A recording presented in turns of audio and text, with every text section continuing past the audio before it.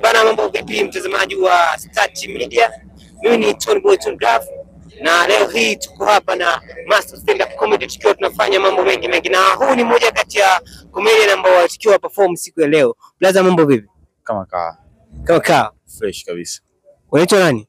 Anaitwa Costo the Great. Costo. Yeah, almaarufu Kibengu. Yeah. Kibengu, umepata nafasi ya kuperform jukwani leo? Hapana.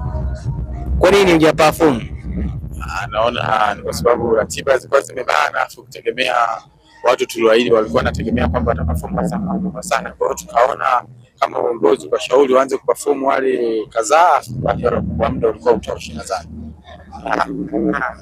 Kwa upande wako ile swala, umejisikiaje kukosa nafasi ya kuperform kwenye jukwaa la Master Stand Up Comedy siku ya leo? Swala nimechukua kawaida kwa sababu walisema wanataka kuperform, nikasema hapana, acha waanze kuperform, wapo muda kwa utoshi. Kwa hiyo nimetake it easy tu. Pia hata uongozi nimekubaliana na uongozi, kwa hiyo hata sijaona shida. Na kwa umewachia kina Baba Angela, kina Bichara pale, wao ndo wakaperform. Kwa hiyo kwa upande wako wewe haina noma kabisa, iko poa? Yeah, haina noma kwa sababu show ilikuwa yetu, wale tulikuwa tumealika, afu wale wasinge perform kwa namna moja au nyingine kwa ni vibaya. Kwa hiyo tukaona tu bora perform wale pale, sisi tutulie kidogo au. Yeah. Kwa basi, kwa mtu ambaye tamani kuona kitu leo, atarajia kitu gani tena? Ambaye amekosa kuona kitu leo, atarajia kitu gani tena kutoka kwako? Kikubwa ni kwamba anachomshukuru Mungu, talent tunayo na tumejiandaa vizuri. Hata before kabla tujapanda tumepiga lieso pale, hata wenyewe wameona kwamba tuko vizuri, lakini tukaachiwa pande, tunaahidi makubwa. Yaani tunaahidi makubwa, wenyewe ni support yao, tunahitaji kusupport sisi wote.